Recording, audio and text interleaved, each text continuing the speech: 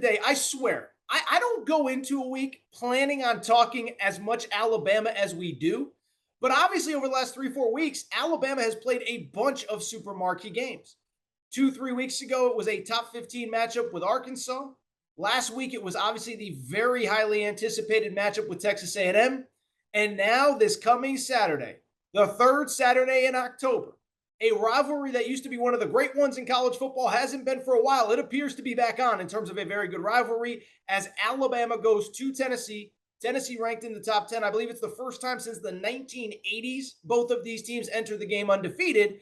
And really, as we start to look ahead to this game, and obviously we'll talk about it more on Friday's show, the big question becomes, what's the status of Bryce Young?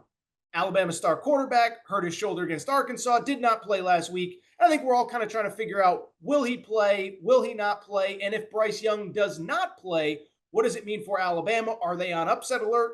And spoiler alert, yeah, I kind of think they are. I don't think that's a hot take or a strong opinion. I think Tennessee is in a very advantageous spot if Bryce Young can't play. Here's the question, though. Whether Bryce Young can play, even if he can't, even if he's on the field, but he's less than 100%, should Alabama fans be concerned? Well, I'll tell you this. I listened to some of what Nick Saban said this week. I actually believe Nick Saban is very concerned. And one thing about Nick Saban, and this is what I love, not only covering college football, but really following the Nick Saban era at Alabama. I'm sure he was the same way at LSU. I don't remember that time. But the thing about Nick Saban is if you listen closely, as I've told you many times, there's the message that he delivers, the words that come out of his mouth, but then the message that he's really trying to deliver. And I think he delivered a very, very, very interesting message over the last couple days. That message, Tennessee's really good.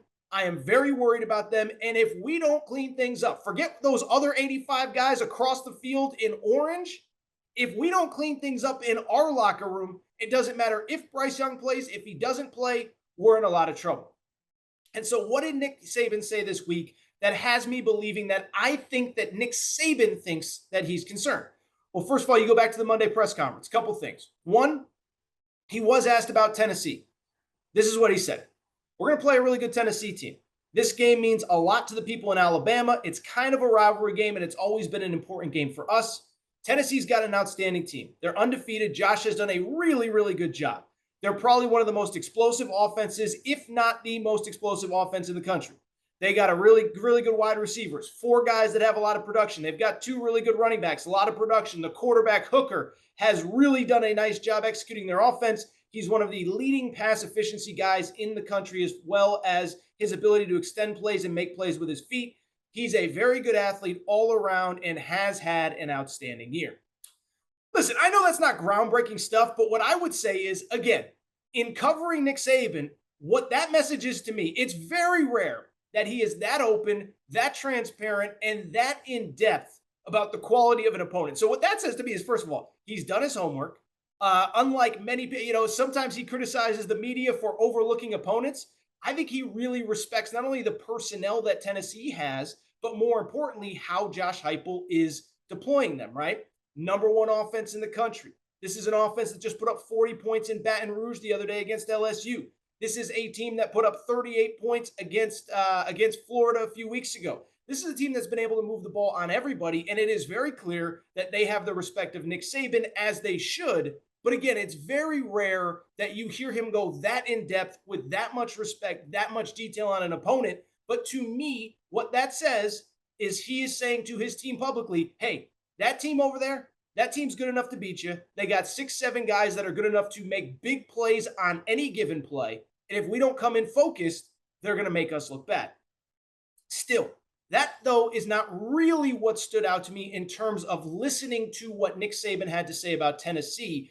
Because, again, I went back and listened to his Monday press conference, and there was a second part that was even more telling to me. So the first part, it's clear that he has respect for Tennessee. The second part, listen to this, and I think it's going to blow your mind. Here is what he had to say about his own team on Monday in the lead up to the Tennessee game. He said, I think it's fairly obvious that there's a lot of things that we need to work on.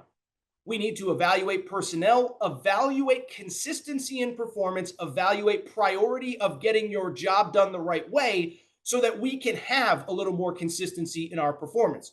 We didn't take advantage of opportunities when we had them in the last game, and that's certainly something that's going to catch up to you. Players have to understand you got to go do things to keep from losing before you can think about winning, which is turning the ball over, making mental errors, reading things correctly so that we can execute plays the way they're designed. And that's something that, as a whole, as an organization, we need to do a better job of working together with the players and the coaches so that we can do a better job of getting that right. Listen again to what Nick Saban just said. Players have to understand you've got to do the things to keep you from losing before you can think about winning. And so, again, what that quote from Nick Saban says to me, and I think it's really important, what he just said was this. This ain't, we're coming off the Texas A&M game now. We had 4 turnovers. We needed a goal line stand on the final play, and there was a penalty in the red zone that set up a one-play winner-take-all game for Texas A&M. He said, this ain't really about Bryce Young. This is about the other 84 guys in the locker room coming in more focused, more locked in, more ready to go, and doing the things that they need to do to win. And so when I hear that quote, and when you really dig into the numbers, not only is Nick Saban onto something, I think he is genuinely concerned. And oh, by the way, he probably should be. What are the things when you talk about mental errors and getting your mind right? What are the things that you need to work on as a football player? We all know, come on. I don't need to dig it out of you. First off, it's penalties and it's turnovers. And Alabama is really bad in both. And I don't think I realized just how bad they were until I read this Nick Saban quote and I really dug into it. Do you know that right now, as I record here on late Wednesday night, Alabama is currently ranked 118th out of 131 teams in turnover margin. 118th out of 131 teams in turnover margin. So they are turning the ball over a lot.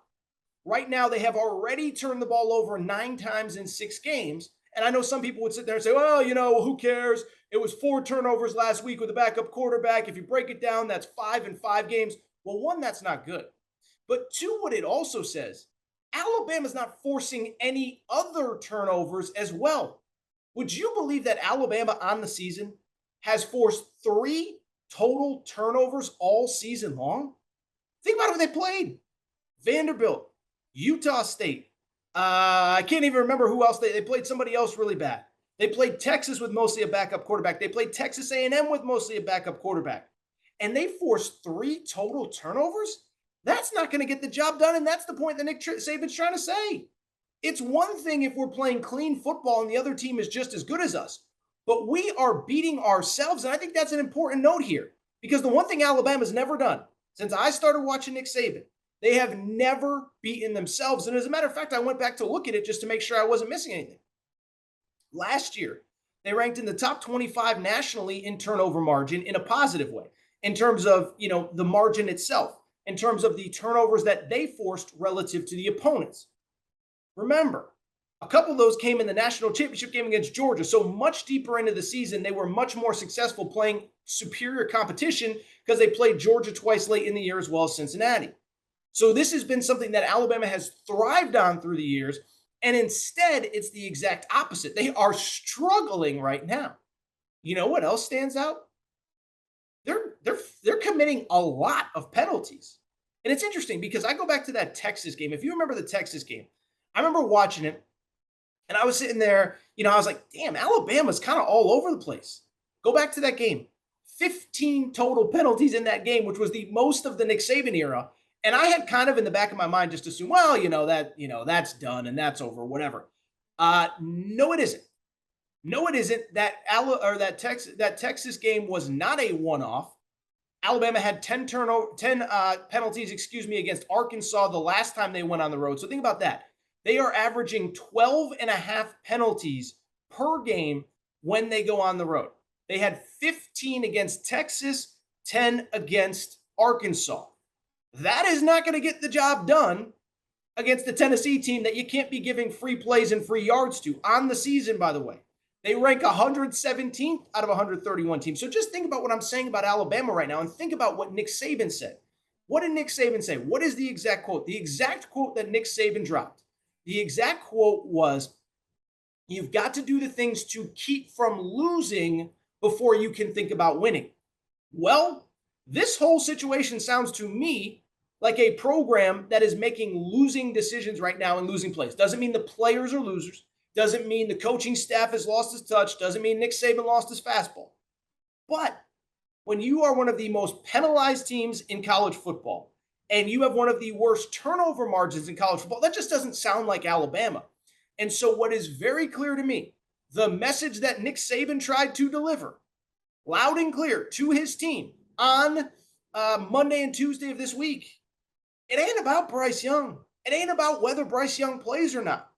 If we don't lock in, if we don't focus, if we don't play much better than we've played the last two times that we've been on the road, we're going to lose this game. And so that's my big takeaway from the week. And I'll tell you, it sounds to me like Nick Saban is nervous. Now, the good news, if you're an Alabama fan, and we talked about this after the Arkansas game, is that if Bryce Young is back, I thought they finally, Alabama as a team, started to turn a corner in that first half against Arkansas. Then Bryce Young gets hurt, and it feels like they obviously, it goes without saying, play with a much more confidence, when Bryce Young is on the field. But right now, we don't know the status. And to be blunt, I don't think Nick Saban cares about the quarterback. I mean, that's not that he doesn't care, but I think he's saying it ain't about Bryce Young.